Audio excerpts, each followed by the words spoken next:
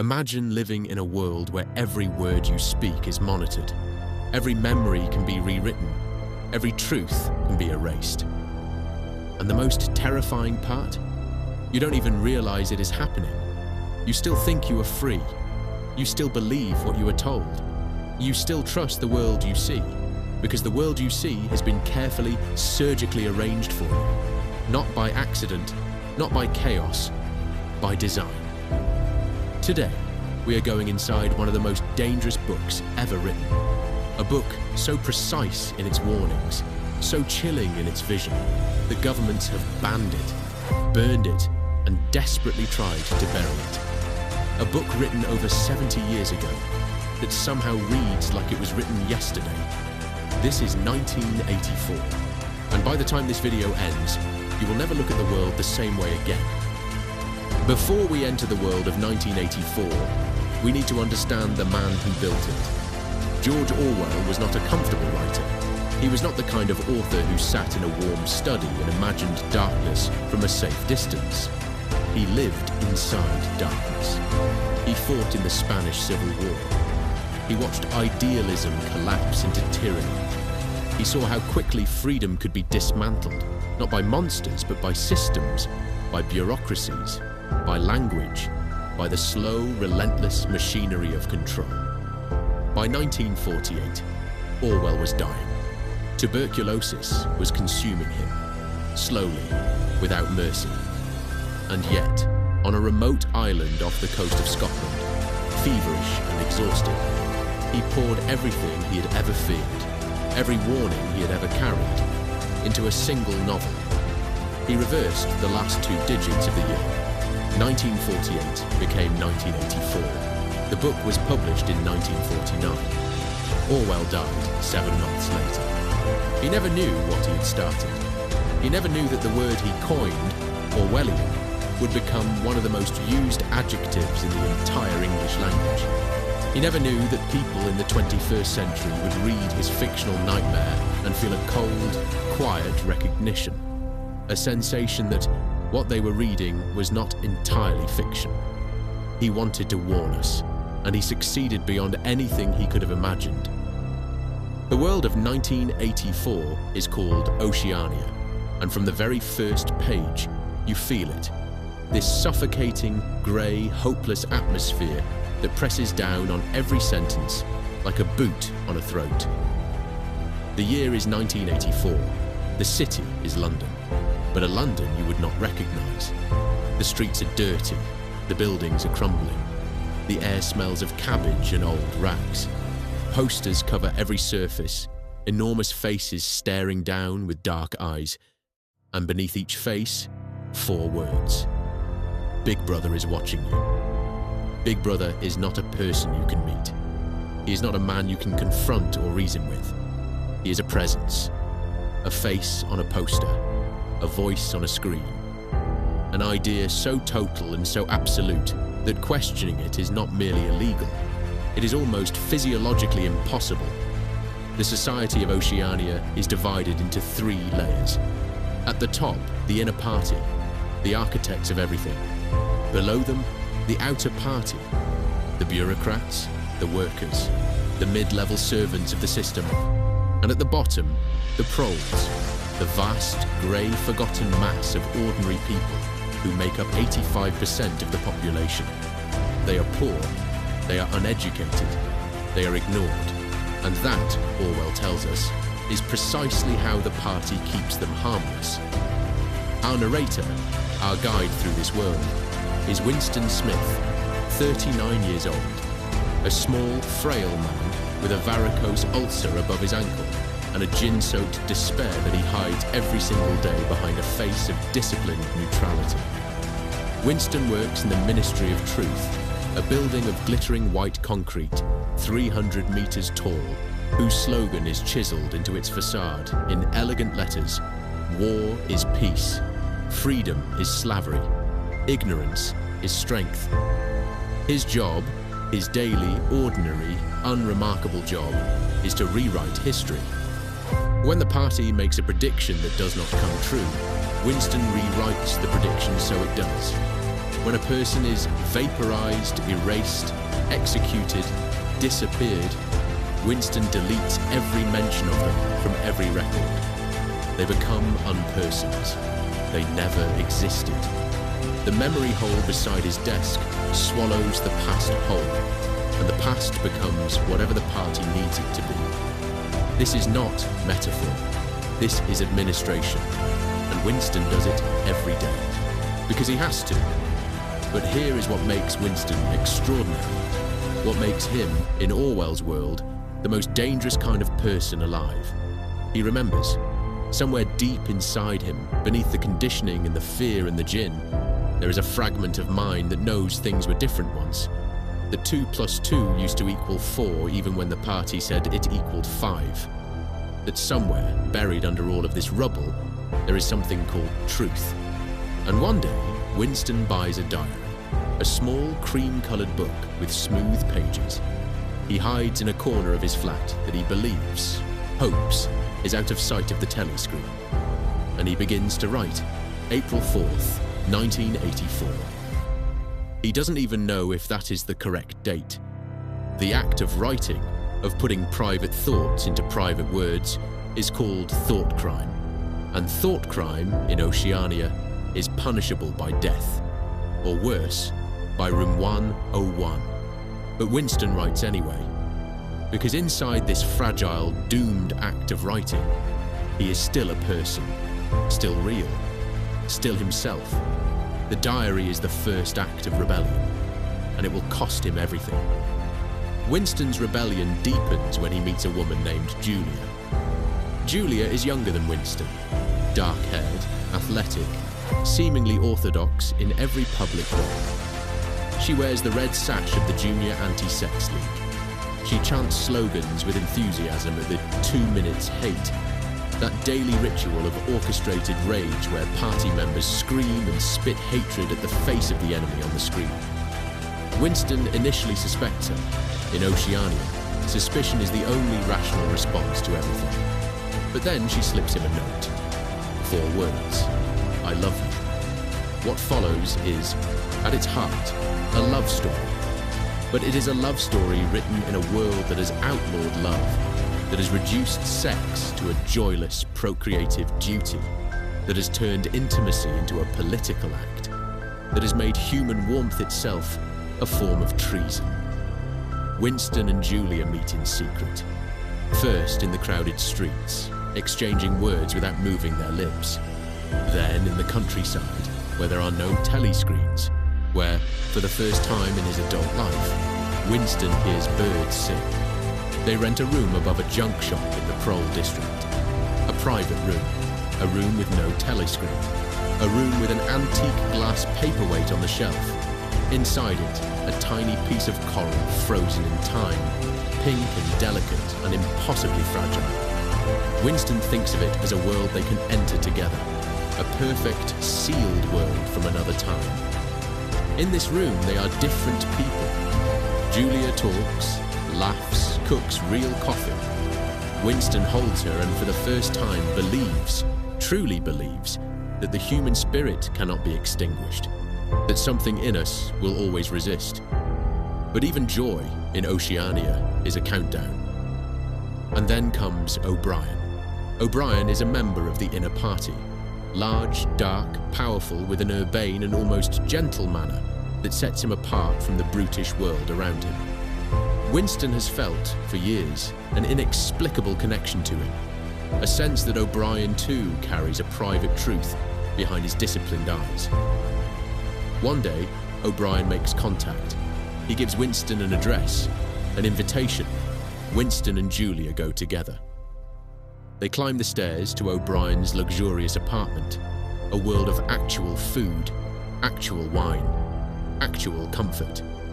And there, O'Brien confirms what Winston has barely dared to hope, that there is a brotherhood, a secret resistance, that Emmanuel Goldstein, the enemy of the people, the face that appears at the 2 minutes hate, is real, that the struggle against the party is real. Winston and Julia swear their loyalty to the brotherhood without hesitation. They will do anything, O'Brien tells them. Anything. Yes, anything. O'Brien gives Winston a copy of Goldstein's forbidden book, a manual of resistance, an explanation of the party's power. Winston reads it in the rented room above the junk shop, with Julia asleep beside him.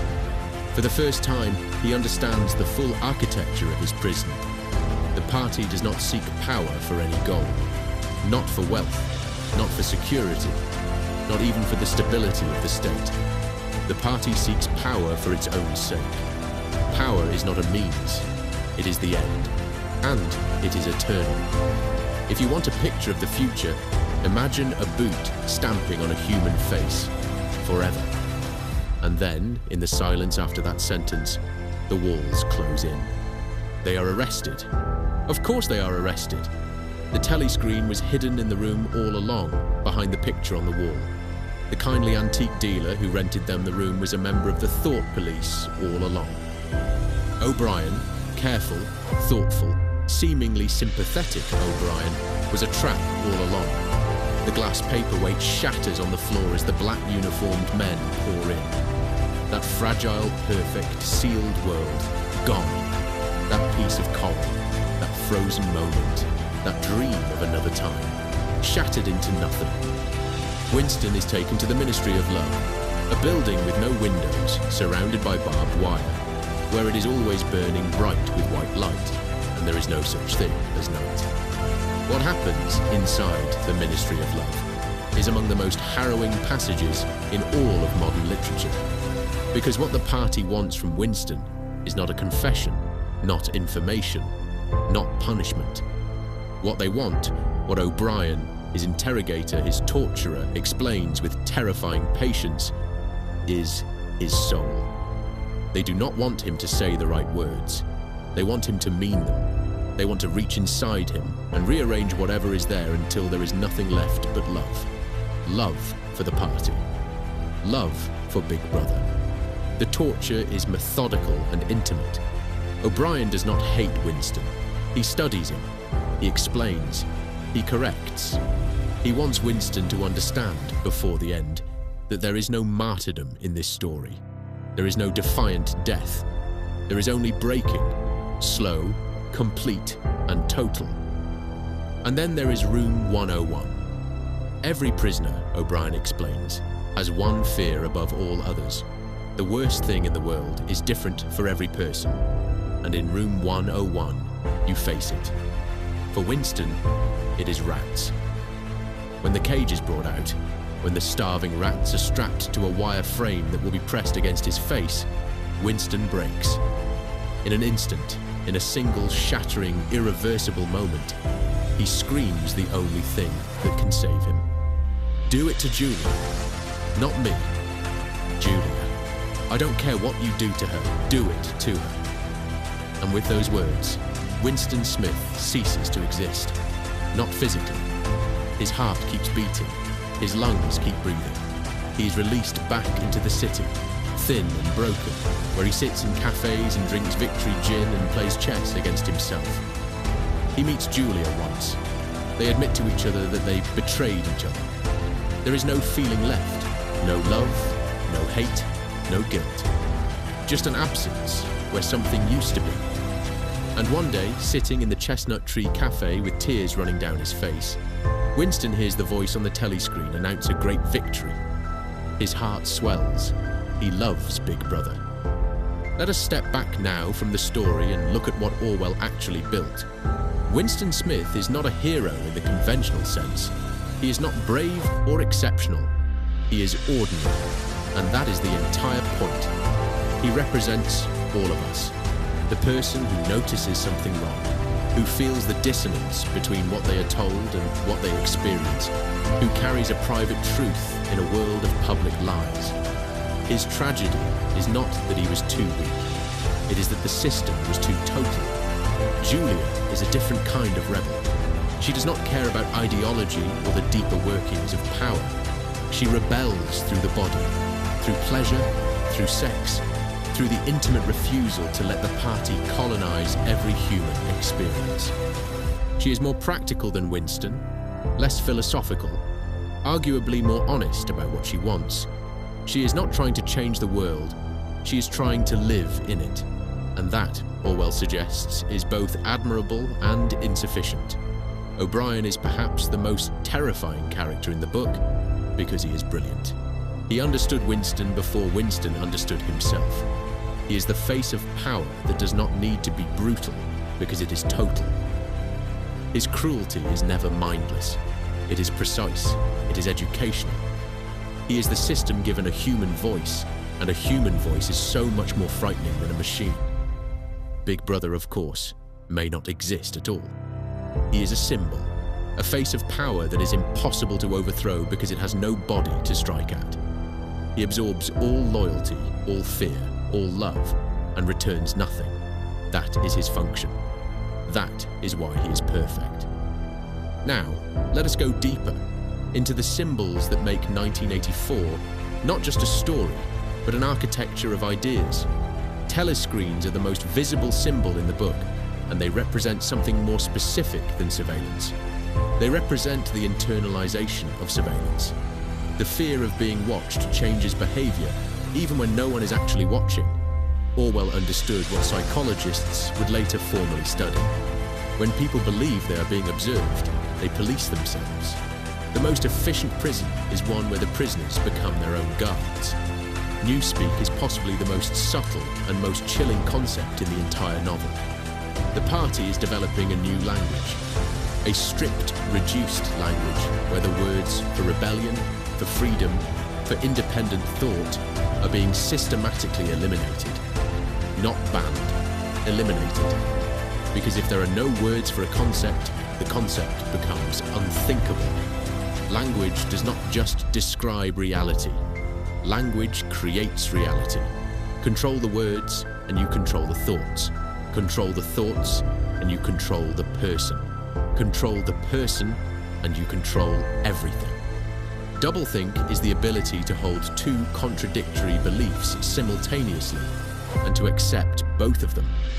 War is peace. Freedom is slavery. It is not simply lying. It is the destruction of the very capacity to notice contradiction. And Orwell understood that this is not as impossible as it sounds, that human beings are, under sufficient pressure, capable of believing almost anything. The glass paperweight represents everything fragile and beautiful that the party is determined to crush. Private memory, intimate beauty, the past, the self. It is a world preserved in crystal, still perfect, unreachable. When it shatters, so does every illusion of safety. The proles are perhaps Orwell's most ambiguous symbol. Winston believes they are the hope, that one day the 85% will wake up, but they never do. They are kept too tired, too distracted, too entertained. Sound familiar? This is the deepest, most uncomfortable thread in the entire book. That freedom requires not just suffering, but awareness. And awareness can be stolen from people who don't even notice it is being taken. Orwell's warnings, delivered through this story, are not abstract. They are a precise inventory of the tools of authoritarian control. There is surveillance, the constant, total monitoring of behavior that changes what people dare to do and dare to think. There is propaganda, the relentless manufacture of a reality so all-encompassing that there is no space left to compare it against anything else. There is the control of information, the ministry of truth, which does not produce truth, but destroys it, leaving only the version the party requires. There is the revision of history, the memory hole, the vanished newspaper, the disappeared photograph. If the past can be rewritten, then accountability becomes impossible. If there was never a lie, there is nothing to correct. There is the manipulation of language, newspeak, the reduction of vocabulary as the reduction of thought itself. And above all, there is the psychological annihilation of the individual. The goal not merely of controlling what people do, but of owning what they feel. Winston's final victory for Big Brother is not his signature on a confession. It is a tear running down his face and the realization that he means it. These are not fantastical inventions. They are observations. Orwell had watched them unfold in Stalinist Russia, in Nazi Germany, in every machinery of total power he had seen or studied. He was not predicting the future. He was describing in concentrated form a present that was already happening, or an asking, how far can this go? Now, here is the question that keeps the book alive, decades after it was written. How far has it gone? We live in a world of ubiquitous cameras, of metadata collected without consent, of algorithms that know what we want before we know it ourselves. We live in information bubbles, carefully constructed ecosystems of content that confirm what we already believe and quietly erase what we don't. We watch attention being hijacked by platforms engineered to maximize engagement. Not truth, not depth, not connection, but engagement. We see history being contested and rewritten in real time, on all sides, with all urgency. None of this is 1984. Let us be precise. We live in open societies with laws, with courts, with the ability to criticize power in public, freedoms that Winston Smith never had. And we should not be careless in our comparisons. But Orwell's warning was never only about totalitarianism in its most extreme, undeniable form. His deepest warning was about the direction of travel, about the slow incremental normalization of things that should alarm us, about the comfort of passive surveillance, about the entertainment that distracts rather than enlightens, about the way language gets hollowed out until words lose the weight needed to carry truth, about the moment when people stop asking whether something is true and only ask whether it is on their side. That is the warning that still breathes. If this video made you think, if it made you uncomfortable in a way that felt important, please like it and share it with someone who needs to hear this. Subscribe if you want more deep dives into the books that shaped our world and still have things to say to it. But more than any of that, read the book. No summary, no video, no analysis can give you what Orwell actually wrote. The texture of his prose, the weight of his sentences, the slow-building dread that accumulates across 300 pages. That is an experience that belongs to you and the book alone. The link is in the description below. 1984 is not comfortable. It is not meant to be. It is meant to make you look up from the page and ask a question you cannot unhear. Are you watching, or are you being watched?